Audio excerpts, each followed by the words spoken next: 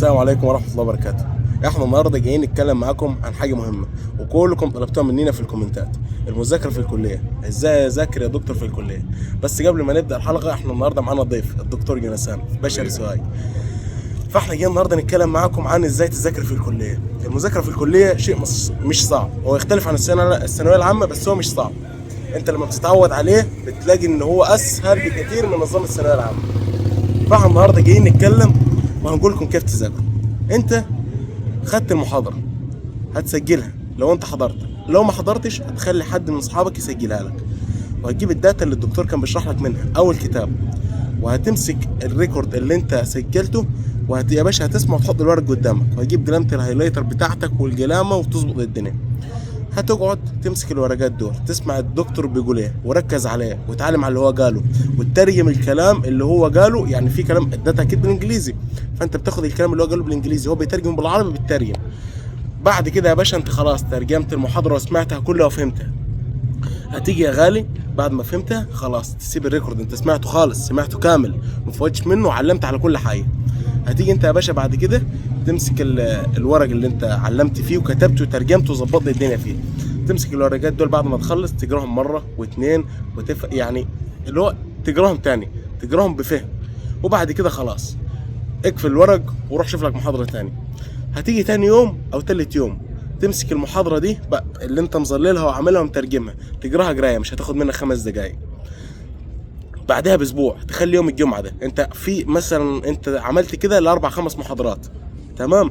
هتيجي يوم الجمعه تمسك ال4-5 محاضرات دول تقراهم بالراحه، تمسكهم كده تقراهم قرايه بس زي ما قلت لك، كل يومين تقراهم ويوم الجمعه تقراهم. خلصت، انت خلص اسبوعك كده، انت المحاضرات دي في مخك لغايه يوم الامتحان، تمام. وهتيجي يوم الامتحان تطلع ورقك ليله الامتحان او قبل الامتحان باسبوع، تبدا فيهم تجيب ورقك هتقرا منه وتشوف الدنيا وتظبط حالك.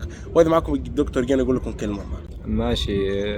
بصوا، هي اهم حاجة ان انت ما تذاكرش، يعني المهم ان انت تذاكر بذكاء مش بمجهود. يعني انت ما تبقاش بتقعد 6 ساعات مثلا يعني بذكاء صفر، لا حاول تقعد مثلا ساعتين وبتاع، بس يبقى بتركيز بكده.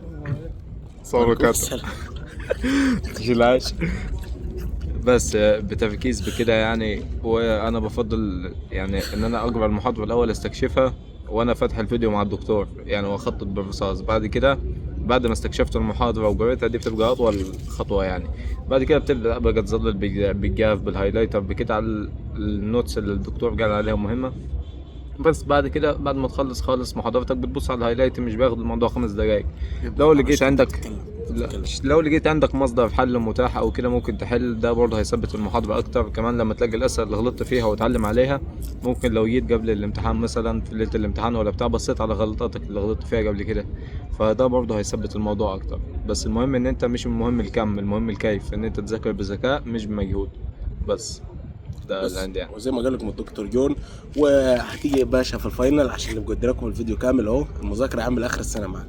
هتيجي في الفاينل انت المحاضرات اللي انت خططتها وعملتها دي، تيجي في الفاينل تمسكهم واحده واحده كده تقراهم تاني. وغير كده في الفاينل بينزل لكم تلخيصات وتبييضات، امسك التبييضات دي اقراها، وبينزل لكم اسئله هتحل الاسئله. انت كده تمام، انت راجل فل تخش الفاينل وربنا يكرمك. وبرضه ما تنساش انت مش هتقول لي انا هذاكر بس ومش عارف ايه، حاول تهتم شويه بصلاتك، تروح كنيستك، تروح الجامع اللي انت تصلي فيه، تهتم بصلاتك. يعني مش صلاه في ثانويه عامه وبعديها لا كمل خلي ربنا يكرمك في اللي جاي. لو ربنا كرمك انت فيها فرق جيد جدا عن امتياز، هو ده كرم ربنا. يعني انت ممكن اللي انت عامله ومذاكرتك وبعد ما عملت ده كله هتجيب يا عم جيد جدا، بس بكرم ربنا تخليها امتياز. فحاول برضه تحافظ على صلاتك وعلى حياتك. ويلا ربنا يوفقكم، وان شاء الله معاكم في فيديو جديد. واي حاجه عايزين تسالوا عليها اسالوا. عايز حاجه تانية تقولها يا دكتور يون؟ يعني ممكن اضيف حاجة. على صوت شيء. ممكن اضيف حاجه، يعني ان انت برضو ما تنساش نفسك. يعني مش معنى ان انت دخلت كليه طبيه يبقى انت تموت وخلاص على كده، انت المذاكره والبيت وخلصنا على كده. لا، حاول تنزل مع اصحابك عادي، تعيش حياتك عادي، وفي نفس الوقت تبقى بتذاكر، يعني تواكب ما بين المذاكره وبين حياتك اليوميه يعني. وما تقطعش بناسك، ما تقطعش بالخروجات وكده، عشان برضو تعرف يبقى عندك نفس تذاكر، ما يجيلكش اكتئاب، ما تتخنقش من المذاكره.